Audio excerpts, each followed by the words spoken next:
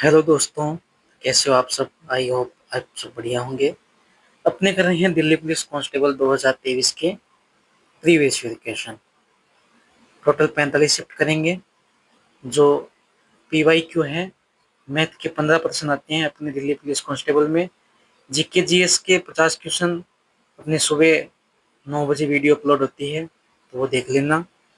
और मैथ की जो प्रीवियस क्वेश्चन है वो शाम को 6 बजे वीडियो अपलोड होती है, तो चैनल को सब्सक्राइब कर लीजिए और ज़्यादा से ज़्यादा शेयर कीजिए। पहला प्रश्न देखिए। 18 मीटर 24 मीटर लंबे दो तारों को बराबर लंबाइयों के टुकड़ों में काटा जाता है। प्रत्येक टुकड़े की अधिकतम लंबाई मीटर में ज्ञात करनी है। अब अधिकतम लंबाई ज्ञात करनी है, मतलब HCF निकालना है, हाईएस्ट कॉमन फैक्टर निकालना है। ठीक है। अब अपने ऑप्शन से ही कर सकते हैं ना। देखो, 18 मीटर दे रखा है, एक दे रखा है 24 मीटर, दो लंबे तार। ठीक है। अब इन दोनों को ऐसी संख्या से डिवाइड करेंगे जो दोनों से कट जाए। ठीक है। देखो, 12 है, 18 से नहीं कटता, 24 से कट जाएगा, 12 18 से नहीं कटेगा, तो ये नहीं होगा। 6 है, 18 से भी चला जाएगा और 24 से भी कट जाएगा, तो इसका राइट ऑप्शन हो जाएगा 6। बढ़ते हैं अगले प्रश्न की ओर। दूसरा प्रश्न देखिए। 2.5 वर्ष की अवधि के लिए 4.5 वार्षिक दर से 2,52,52,हजार की राशि कितनी होगी यदि राशि का साधारण ब्याज पर निवेश किया जाता है। अब यहाँ पे अपना जो पीछे करते आ रहे हैं वही करते हैं। प्रिंसिपल मान लेते हैं 100। रेट ऑफ इंटरेस्ट दे रखा है 4.5 और टाइम दे दिया 2.5 वर्ष। अब इसका सिंपल इंटरेस्ट कितना आएगा।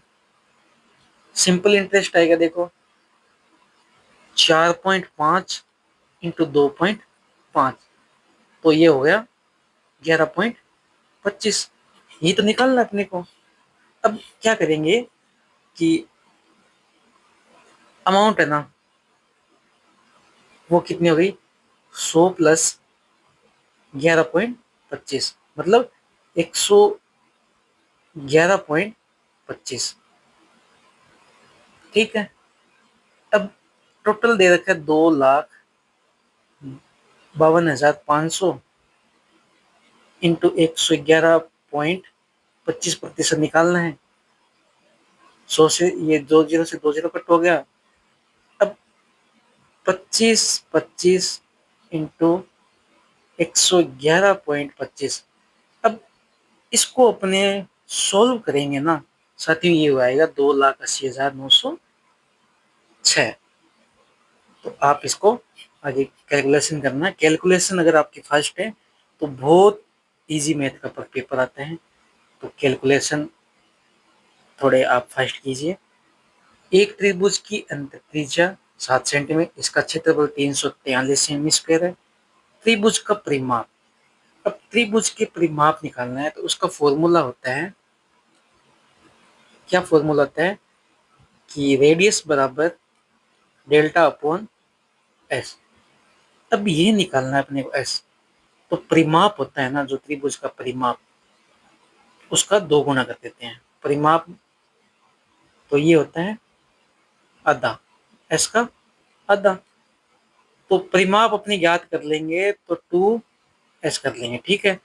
अब यहाँ फॉर्मूले में मान पुट करना है। त्रिज्या दे रखी है 7, डेल्टा दे रखा है 343, एस निकालना है, तो ये जाएगा 49 बार। एस बराबर 49। यहाँ मान पुट करो। यहाँ मान पुट करते हैं तो P अपॉन 2 बराबर 49, तो P बराबर कितना होगा 96, सॉरी 98, 98। 3 number right option. अगला प्रश्न देखिए। प्रश्न नंबर 4। एक व्यक्ति अपनी संपत्ति को इस प्रकार बांटता है कि उसकी पत्नी के हिस्से में उसकी पुत्री के हिस्से के अनुपात और पुत्री के हिस्से और उसके पुत्र के हिस्से का अनुपात दोनों का 1:4 होगा। चलो इस पहले ये काम करते हैं। एक तरफ वाइफ, डॉटर, डॉटर और सन। अब वाइफ का है 1:4, डॉटर का भी है 1:4, मतलब वाइफ और डॉटर, डॉटर और सन। अब यहाँ डॉटर देखो 2 बार है तो इसको दोनों को इक्वल करने के लिए मल्टीप्लाई 4 कर देंगे। इन तीनों का रेशियो क्या आ जाएगा? 1:4:16। टोटल संपत्ति कितनी होगी? 25। यदि पत्नी को पुत्र से 5,000 रुपए कम मिलते हैं, पत्नी को पुत्र से, यहाँ कितने का अंतर है? 15 का। ये कह रहा है कि 15,000 कम मिलते हैं, तो 15 बराबर 5,000 रुपए। तो पूरी संपत्ति ज्ञात करनी है। 5,000 भाग 15 इंटू पूरी संपत्ति यहाँ कितनी है? 25। ठीक है, 5 से जाएगा 3 बार। ठीक है, 3 बार, सॉरी ये 25 नहीं है, ये 21 होगा। ये 21 है, 21 हो जाएगा ना। 20 16 4 20 और 21, तो ये 21। यहाँ गया 3, 3 से जाएगा 7, तो ये टोटल संपत्ति होगी 7,000। Right option 4 number. प्रश्न नंबर 5 की ओर बढ़ते हैं साथियों। वह बड़ी संख्या ज्ञात कीजिए जो 90, 180, 240 को पूर्णतः विभाजित करे। ऑप्शन टेस्ट देखो। सबसे बड़ी संख्या 60 है। 60 देखिए 90 से विभाजित नहीं होता, ये यहीं कट हो गया। उसके बाद 30 आती है। 30 90 से विभाजित है, 180 में भी है, 240 से भी है, तो इसका राइट ऑप्शन क्या आ जाएगा? 30। प्रश्न नंबर 6 देखिए। 8,000 की वह राशि चक्रवृद्धि ब्याज 18 महीनों में 1,216 रुपये हो जाता है। तो यदि ब्याज 6 मई, मतलब रेट ऑफ इंटरेस्ट का हाफ। अब जो नई रेट ऑफ इंटरेस्ट आएगी ना, उससे अपने को पता करना है 6 मई के रूप में चक्रवृद्धि ब्याज। अब 18 महीने हैं, मतलब 6 6 6, तीन तीन बार हो गए ना 18 महीने। ब्याज 6 मई के रूप में है, 3 बार हो गए। अब आगे कह रहा है कि अपने को टाइम दे दिया 3 साल। 3 साल कैसे हो गया? 6 मई में ना 6 6 6, 18 महीने, 3 साल ही मानेंगे। अब यहाँ पे लिखते हैं कि प्रिंसिपल और अमाउंट। ठीक है, अपने को पता है कि यहाँ पे जो राशि है दूसरे वर्ष के स्टार्टिंग में 8,000, 18 महीनों के अंत तक ये राशि जो ब्याज समेत कितनी हो जाएगी? 1,261 रुपये हो जाते हैं ब्याज। तो 8,000 है और ब्याज हो गए 1,261, तो 9,261 रुपये। अब अपने को पता है ये 20 की क्यूब है और ये 21 की क्यूब। ठीक है, यहाँ आ गया 20, ये हो गया 21। कितना ज्यादा? एक किस पे? 20 पे इंटू 100। तो जो रेट न्यू रेट आई है अपनी, वो आ गई 5%। ठीक है, अपने को ये निकालना है, अपने को ये निकालना है। तो यहाँ देखो 5, R/2 बराबर रेट न्यू। ठीक है, R/2 बराबर 5, R बराबर 10%। ये आ गया राइट ऑप्शन 10%। प्रश्न नंबर 7 देखिए। एक पुस्तक का अंकित मूल्य 700 है, लेकिन खुदरा विक्रेता उसको 20% की छूट पर मिलती है। यदि खुदरा विक्रेता पुस्तक को अंकित मूल्य पर बेचता तो उसे लाभ प्रतिशत कितना होता? ठीक है, अब जो मार्क प्राइस है वो मान लेते हैं 100। ठीक है, और यहाँ कॉस्ट प्राइस कितनी है? 20% की छूट दे दी, कितने में आ गई? 80 में। ठीक है, अब ये कह रहा है कि खुदरा विक्रेता पुस्तक को अंकित मूल्य पे बेचता, तो कितना लाभ होता, यहाँ कितना ज्यादा हो गया 20, किस पे 80 पे, इंटू 100, 0 से 0 कट, 2 से ये 4 बार, 4 से ये 25, तो राइट ऑप्शन कितना गया 25%। प्रश्न नंबर 8 देखिए, एक 210 मीटर लंबी ट्रेन जो 97 किलोमीटर प्रति घंटा की चाल से 79 किलोमीटर प्रति घंटा की चाल से उसी दिशा में चल रही है, 240 मीटर लंबी दूसरी ट्रेन के पीछे से आने वाली इसे पूरी तरह से पार करने में कितना समय लगेगा। अब पहले देखिए, दोनों ट्रेन एक ही दिशा में जा रही है, तो 97 माइनस 79, तो इनकी चाल आ गई, ये हो गया 18। ये किलोमीटर में दे रखा है, यहाँ दूरी दे रखी है मीटर में, तो इसको कर देते हैं 5/18 से गुना। 18 से 18 गया तो ये गया 5 मीटर प्रति सेकंड, ये आ गई अपनी स्पीड। अब डिस्टेंस देखो, 210 मीटर एक है और 240 मीटर एक डिस्टेंस, देखिए टोटल डिस्टेंस होगी 450। ठीक है, अब ये कह रहा है कि दूसरी ट्रेन के पीछे आने और पूरी तरह ट्रेन पार करने में कितना समय लगेगा। 450 मीटर की डिस्टेंस है, 5 मीटर प्रति घंटा की चाल है, तो इसमें समय लगेगा, वो लगेगा 90। राइट ऑप्शन ए हो जाएगा 90।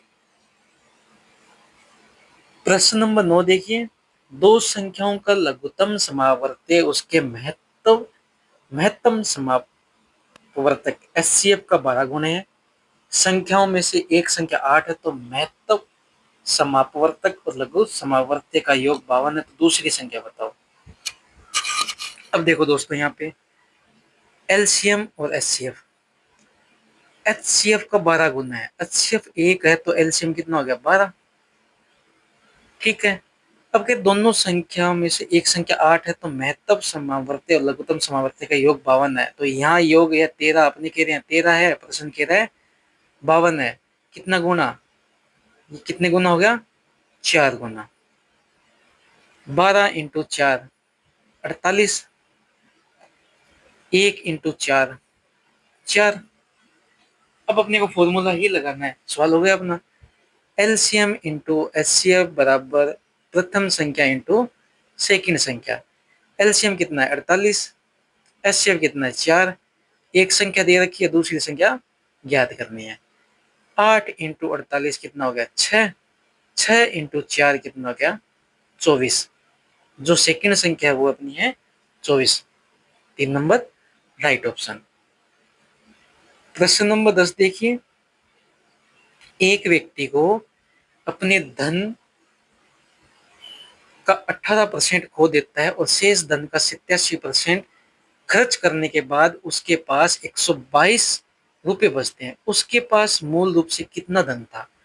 अब ये कह रहा है कि 122 रुपए तो बचते हैं उसके पास, 18% धन खो देता है, तो कितने बचा 82%, और शेष धन का 87% खर्च होने के बाद 13% बचा, और यहाँ बट्टे 100 लगाएंगे, प्रतिशत है, तो यहाँ पे 4 जीरो लगा देते ऊपर पहले ही।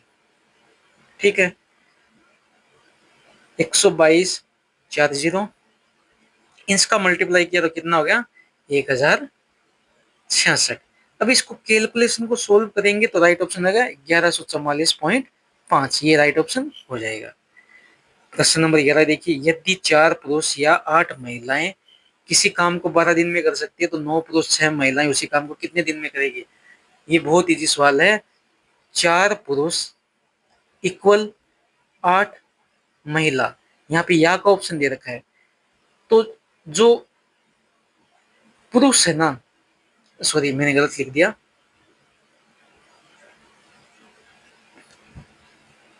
यहाँ पे देखिए कि 4 पुरुष 8 महिला, जो पुरुष की इफिकेसी है वो 8 महिला है, और यहाँ पे महिला है ना उसकी इफिकेसी है 4 पुरुष। अब इजी इजी सवाल हो गया ना।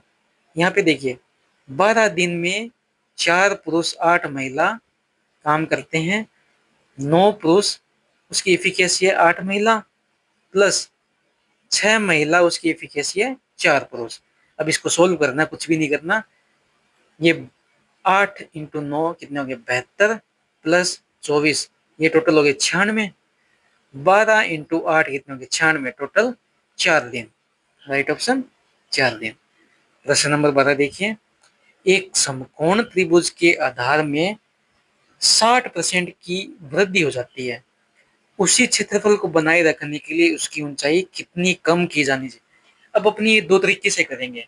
पहला देखिए शॉर्टकट, जो अपने को टाइम कम लगे उसमें। देखो 100 थी, आधार कितनी थी 100, 60% की वृद्धि होगी कितने होगी 160। ठीक है, 0 से 0 कट, ये 5 और ये होगी 8। कितनी वृद्धि होगी 3, कितने पे 8 पे, इंटू 100, 300/8। अब इसको डिवाइड करेंगे, 300/8 को डिवाइड करेंगे, 8 दिया 24, बच के कितने 6, 7 तो 8 56 और 40, तो ये आ गया 37.5। अब एक दूसरा एक तरीका और है कि 1/2 B1H1 इक्वल 1/2 B2H2। 1/2 से 1/2 को बेस कितना है 100 था, H1 निकालना है और 60% की वृद्धि होगी H2, तो H1/H2 कितना आ गया 160/100। देखो घूम फिर के बात वही आ रही है, तो अपने टाइम कम करें ना। अगला प्रश्न देखिए 13 नंबर, 32 वस्तुओं का विक्रय मूल्य 45 वस्तुओं के क्रय मूल्य के बराबर है, प्रत्येक वस्तु की बिक्री पर अर्जित लाभ प्रतिशत। देखो 32 वस्तुओं का विक्रय मूल्य सेलिंग प्राइस 45 वस्तुओं के कॉस्ट प्राइस के बराबर है। SP/CP कितना हो गया 45/32, कितना अधिक है 13, किस पे 32 पे, इंटू 100, 1300/32, तो इसमें अपने डिवाइड करेंगे तो राइट ऑप्शन आएगा 40.625। प्रश्न नंबर 14 देखिए, 5 क्रमागत विषम संख्याओं का औसत 63 है, इनमें से सबसे बड़ी संख्या कौन सी है। 5 क्रमागत विषम संख्याओं का 63 है, मतलब 63 एक विषम संख्या है, 2 इधर होगी 2 इधर होगी, तो सबसे बड़ी संख्या तो इस साइड चलते हैं ना, 63 के बाद 65 आती है, 65 के बाद 67 आती है, तो ये राइट ऑप्शन हो जाएगा। और अंतिम सवाल है साथियों, एक समबाहु त्रिभुज की प्रत्येक भुजा ए इकाई है, तो त्रिभुज की ऊंचाई ज्ञात कीजिए, तो A/√3/2 ये राइट ऑप्शन हो जाएगा। साथियों अगर आप इस चैनल पे नए हो तो सब्सक्राइब कर लीजिए और ज्यादा से ज्यादा